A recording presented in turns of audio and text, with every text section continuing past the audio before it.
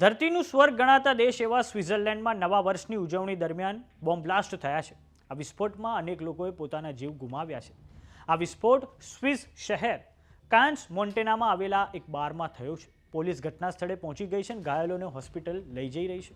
વિસ્ફોટ પછી બારમાં આગ લાગતા તેમાં અનેક લોકો ફસાઈ ગયા છે। તો આવો જાણીએ સમાચાર વિસ્તારથી। નમસ્કાર, જમાવટ સાથે હું છું પાર।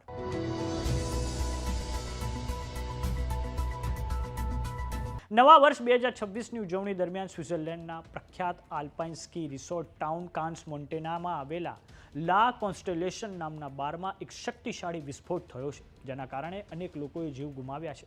આ વિસ્ફોટ લગભગ 1:30 વાગે સ્થાનિક સમય પ્રમાણે થયો હતો। વિસ્ફોટ દરમિયાન બારમાં નવા વર્ષની પાર્ટી ચાલુ હતી અને આશરે 100 વ્યક્તિઓ આ બારમાં અંદર હાજર હતી। પરિણામે અનેક લોકોએ જીવ ગુમાવ્યા છે અને અનેક લોકો ઘાયલ થયા છે।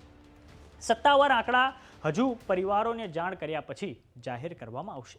વિસ્ફોટ પછી આગ લાગી છે, જેના કારણે વધુ નુકસાન થયું છે। પોલીસ અને ઇમરજન્સી ટીમ ઘટના સ્થળે પહોંચીને રેસ્ક્યુ કામગીરીમાં લાગી ગઈ છે।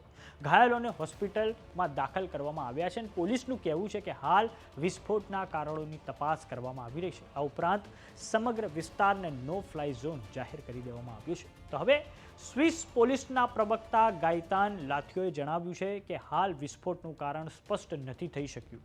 ઘટનામાં ઘણા લોકો ઘાયલ થયા છે અને અનેક લોકોએ જીવ ગુમાવ્યા છે। ઘટનાની હાલમાં તો તપાસ ચાલી રહી છે। ઘટના સ્થળે ફોરેન્સિક ટીમો પુરાવા એકત્રિત કરી રહી છે અને બારમાં હાજર લોકોની પૂછપરછ કરવામાં આવી રહી છે। સોશિયલ મીડિયા પર વાયરલ થઈ રહેલા કેટલાક વિડીયોમાં બારમાં આગ લાગેલી જોવા મળી રહી છે, જોકે હજુ સુધી પોલીસે આ વિડીયોની પુષ્ટિ નથી કરી।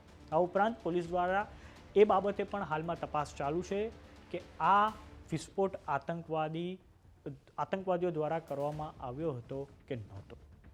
વાત કરીએ ભારતની, તો ગયા વર્ષ એટલે કે 2025ના વર્ષમાં ભારતમાં પણ 2 વખત આતંકવાદી હુમલાઓ થયેલા છે। એપ્રિલની 22મી તારીખે જમ્મુ કાશ્મીરના પહલગામમાં આતંકીઓ દ્વારા પર્યટકો પર હુમલો કરવામાં આવ્યો હતો અને આ પછી નવેમ્બરની 10 તારીખે દિલ્હીના લાલ કિલ્લા વિસ્તારમાં પણ બોમ્બ બ્લાસ્ટ થયા હતા।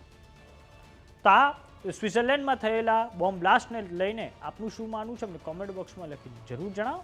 જો તમે અમને યુટ્યુબ પર જોઈ રહ્યા તો સબસ્ક્રાઇબ કરો, જો તમે અમને ઇન્સ્ટાગ્રામ અને ફેસબુક પર જોઈ રહ્યા તો ફોલો કરો। સાથે જ અમારી વોટ્સએપ ચેનલ આવી ગઈ છે, જોઈન કરવાનું ના ભૂલતા। નમસ્કાર।